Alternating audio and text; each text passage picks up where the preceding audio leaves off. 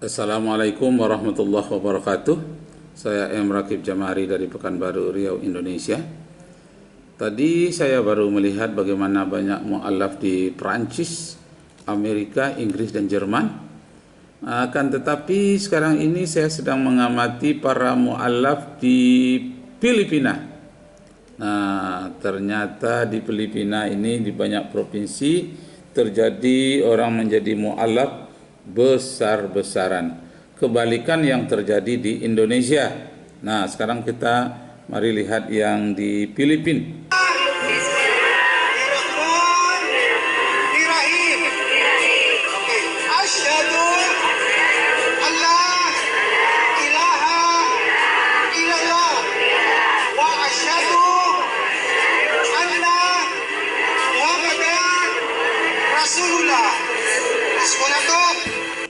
Nah, itulah dia tadi kejadian di Filipina, Bapak Ibu serta saudara-saudara sekalian. Nah, hubungannya dengan kajian pada malam hari ini, mari kita mulai dengan membaca basmalah. Bismillahirrahmanirrahim. Alhamdulillahirabbil alamin wassalatu wassalamu ala asrafil anbiya'i wal mursalin wa ala alihi wa sahbihi rasulillahi ajmain.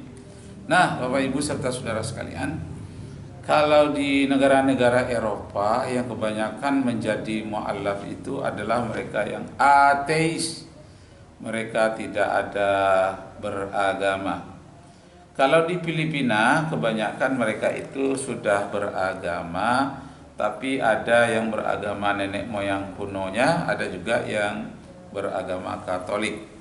Nah, itu yang terjadi sekarang itu di pedesaan, mu'allaf besar-besaran. Seperti yang digambarkan pula di dalam Al-Quran dengan kata-kata yadkhuluna fi dinillahi afwaja. Mereka berbondong-bondong masuk Islam. Nah, kaitan dengan itu, baik yang dia beragama maupun yang ateis yang berbondong-bondong masuk Islam itu, nah, yang sangat menyedihkan adalah kejadian di daerah Timur Tengah, di daerah Qatar, Kuwait, dan Iran. Katanya banyak orang yang menjadi ateis. Banyak sekali tidak, akan tetapi adalah mengemuka beberapa rekaman. Ada puluhan orang dari Kuwait, Qatar, dan Iran yang dari Islam menjadi ateis. Ternyata Islam mereka itu adalah Islam yang liberal. Jadi dari liberal ini hanya setengah langkah saja menuju kepada ateis. Nah, karena itu Bapak diminta hormat, saya sebagai dosen di Persada Bunda, sebagai dosen pendidikan agama Islam, maka hal ini saya tanamkan kepada mahasiswa itu bagaimana mengantisipasi agar mahasiswa tidak mudah terpengaruh oleh pemikiran ateis. Nah, pada malam hari ini adalah hari Selasa tanggal 9 ya. Hari Selasa tanggal 9 Februari 2021. Nah, diadakan UAS, ujian akhir semester. Nah, pertanyaan saya sesuai dengan kuliah-kuliah saya sebelumnya kepada mahasiswa saya itu ialah terangkan 5 macam cara mengantisipasi pengaruh ateis dan komunis di dunia Islam. Nah, ini yang saya tanyakan kepada mahasiswa karena sebelumnya saya sudah menunjukkan 10 cara mengantisipasi pola pikir ateis dan komunis kepada generasi muda. Yang pertama saya sebutkan itu dari segi idola. Tanamkanlah kepada generasi muda itu, idola mereka itu adalah ilmuwan-ilmuwan muslim masa lalu. Misalnya Al-Biruni, Al-Farabi, Abu Musa Al-Hawarizmi, Ibnu Batuta, Ibnu Khaldun, Ibnu Muskawai, dan banyak ilmu-ilmuwan lainnya. Nah, tapi yang paling saya tonjolkan di dalam mengantisipasi pemikiran ateis ini ialah Karena ateis itu dia beriman kepada sains dan teknologi, tidak beriman kepada kitab suci, maka saya akan mengungkapkan orang-orang muslim, ilmuwan-ilmuwan yang ahli dalam sains dan teknologi. Pertama, Abu Raihan Al-Biruni, yang ketika umur 19 tahun dia telah diangkat menjadi ilmuwan istana oleh Sultan Abdul Hamid di Turki. Nah, kalau tidak salah itu abad yang ke 11 ya, 10 atau ke 11. Nah, jadi Bapak Ibu serta saudara-saudara sekalian, pertanyaan saya kepada mahasiswa ialah terangkan 5 macam cara mengantisipasi pengaruh pemikiran ateis dan komunis. Nah, cara yang pertama, tanamkan kepada generasi muda kecintaan terhadap para ilmuwan masa lalu. Nah, kalau itu sudah menjadi idolanya, di mana ilmu mereka tinggi, iman mereka kuat, diharapkan generasi muda yang akan datang terhindar dari ateis karena imannya kuat, dan terhindar pula dari pelemahan zaman karena menguasai sains dan teknologi. Abu Raihan Al-Biruni, dia adalah seorang ilmuwan di dalam bidang kimia, fisika, dan astronomi. Dalam bidang astronomi misalnya, dia terkenal mengutip ayat Al-Quran di dalam surat Al-Kahfi ayat 90. Bismillahirrahmanirrahim. Hatta idza balagha matli as-samsi wajadaha tatlu'u ala qaumin lam yaj'al lahu min duniha sitra. Shadaqallahul azim. Artinya, seseorang hamba Allah sampailah kepada suatu negeri yang mataharinya senantiasa terbit, sehingga tidak ada suatu benda apapun yang menghalangi negeri itu dari cahaya matahari. Nah, di manakah negeri itu? Ternyata Finlandia. Mataharinya senantiasa terbit selama 6 bulan. Dan selama 6 bulan pula matahari itu tenggelam, tapi cahayanya nampak sedikit-sedikit. Jadi saya punya teman di Finlandia namanya Hazinur. Itu katanya matahari di Finlandia itu hanya berputar-putar sekeliling negaranya.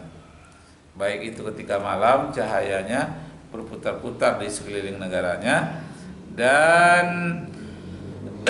ketika mataharinya terbit juga berputar di sekeliling negaranya. Selama 6 bulan matahari itu tidak tenggelam, dan selama 6 bulan pula matahari itu tidak terbit, hanya cahayanya yang nampak. Nah, inilah yang disebut di dalam Al-Quran, hatta iza balagha matli as-samsi, sehingga sampailah kepada suatu negeri di mana mataharinya terus-menerus kelihatan terbit selama 6 bulan.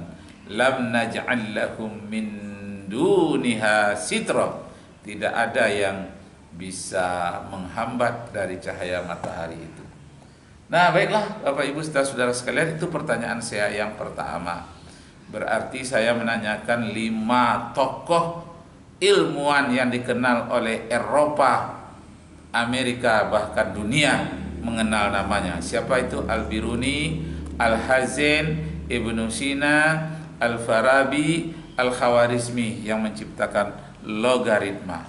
Orang-orang inilah yang harus diperkenalkan siapa dia dan karyanya, sehingga termasuk salah satu mencegah agar para mahasiswa tidak terpengaruh oleh pemikiran ateis. Nah, pertanyaan saya yang nomor 2 tentang poligami ya. Tentang poligami, ada tuduhan dari barat dahulunya, katanya seandainya tidak ada Islam, poligami itu tidak akan dikenal dunia. Poligami dianggapnya sebagai suatu penyakit. Padahal menurut penelitian baru-baru ini, poligami malah merupakan solusi di daerah tempat tertentu. Sebagaimana di daerah-daerah tertentu, keadaan tertentu dialami oleh Nabi Daud atau David yang mempunyai 100 istri karena keadaan mendesak pada waktu itu. Dan Salomo atau Nabi Sulaiman mempunyai 1000 istri. Sesuai pula dengan kekayaannya, umurnya, dan orang-orang mohon perlindungan kepadanya pada waktu itu. Di antaranya diambil menjadi istri, jumlahnya 1000 orang. Disebutkan di dalam kitab Bible, tepatnya di dalam kitab Raja-Raja atau Kings 11, Raja-Raja 11 ayat 3 verse 3. Kings 11 verse 3. Kitab Raja-Raja 11 ayat 3 yang menyatakan Salomo mempunyai 700 istri di kalangan bangsawan, 300 istri di kalangan manusia, orang-orang biasa. Jumlahnya 1000 istri. Nah, pertanyaan saya kepada mahasiswa, banyak sekali orang yang mengatakan poligami itu mengandung sisi yang negatif. Akan tetapi sebagai mahasiswa saya minta berpikir kritis. Ada sedikit orang yang mengatakan ada sedikit manfaat dari poligami itu. Sebutkan 5 manfaatnya atau 5 solusi, sisi positif sebagai solusi bahwa poligami itu ada juga nilai positifnya, tidak semua negatifnya. Nah, sebutkan yang 5 sisi positif yang menyebabkan poligami itu merupakan solusi bagi keadaan tertentu. Itu pertanyaan saya nomor 2 terhadap mahasiswa saya. Dan yang ketiga, kata-kata Islam. Sebagaimana penelitian dari Harcib, penelitian dari banyak ahli sosiologi lainnya yang tidak saya sebutkan namanya satu persatu, saya merangkum tentang penilaian mereka terhadap Islam. Katanya I pada Islam itu internasional, L pada Islam itu adalah liberty, A pada Islam itu advice atau nasihat-nasihat, M pada Islam itu adalah modern. Apa maksud dari kata-kata terhadap Islam itu internasional, liberty, sosial, Islam ya, I-nya itu internasional, S-nya itu sosialistis, kemudian L-nya itu liberty, A-nya itu advice, dan M-nya itu adalah modern. Jadi apa buktinya bahwa Islam itu sifatnya internasional? Nah, mudah saja jawabnya, buktinya ibadah haji dihadiri oleh manusia seluruh dunia internasional. Kemudian S-nya itu sosialistis. Apa dia? Nah, itu ayat Al-Quran mengatakan wa ta'awanu 'alal birri wat taqwa. Bertolong-tolonganlah kamu dalam hal kebaikan dan kemudian bertoleransi. Itu sosialistis di dalam Islam. Jadi Islam bersifat sosialistis. Kemudian liberalistis, liberal. Nah, liberal di dalam Islam, liberty itu memberikan kebebasan. Bebas, tidak boleh orang itu dipaksa masuk kepada agama Islam. Bebas memilih. La ikraha fiddin. Dan kemudian advice, nasihat, itu banyak di dalam surat Luqman. Ya bunayya la tusyrik billah. Hei anakku, jangan sampai engkau syirik kepada Allah. Jadi banyak sekali nasihat-nasihat di dalam Al-Quran yang disebut dengan advice. Dan kemudian modern. Nah, Islam ini tidak kuno. Modern itu artinya mampu mengatasi keadaan zaman. Kesulitan pada suatu zaman itu bisa diatasi, bisa dengan teknologi, dengan ilmu pengetahuan, dan dengan cara-cara yang lain lagi. Nah, itu namanya modern. Jadi Islam itu adalah agama yang tidak kuno, agama yang paling modern.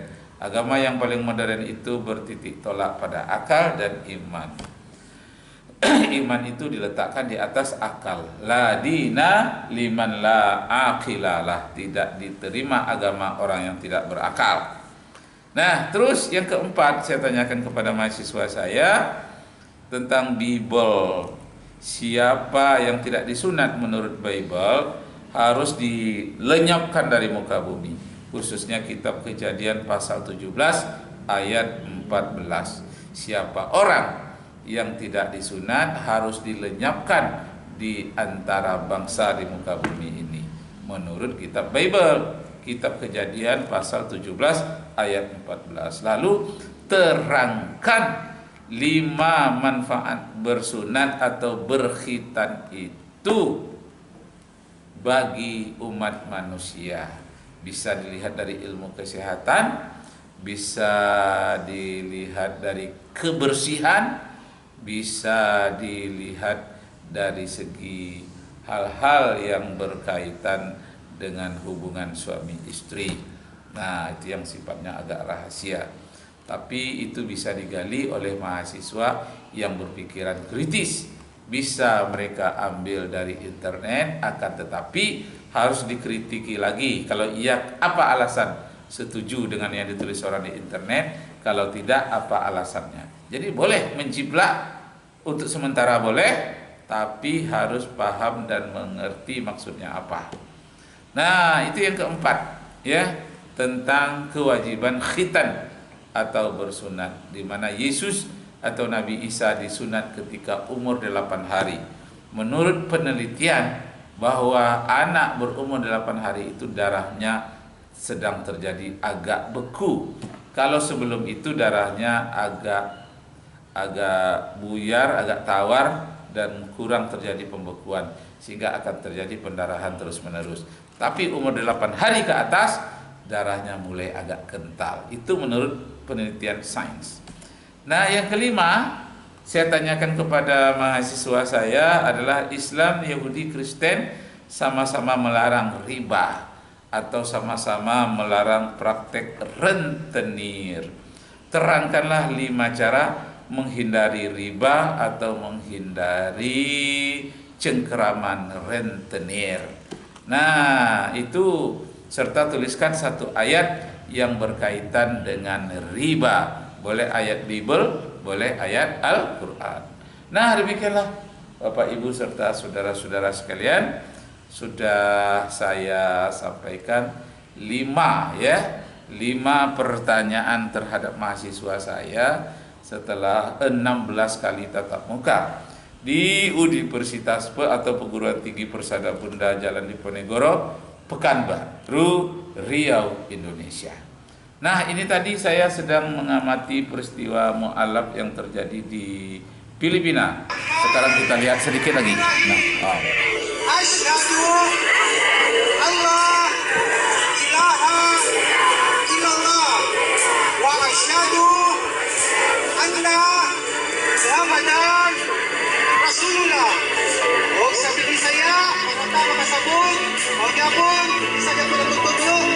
Ako saksi mawalay laing Diyos kapag-asibahon kundi ang Allah naman at ako nagkasaksi na si Propeta Muhammad katapusan ng propeta ni Allah. Allahu Akbar, Allahu Akbar, Allahu Akbar. Okay, congratulations. Nah, demikianlah Bapak Ibu serta saudara-saudara sekalian. Sekarang saya membuka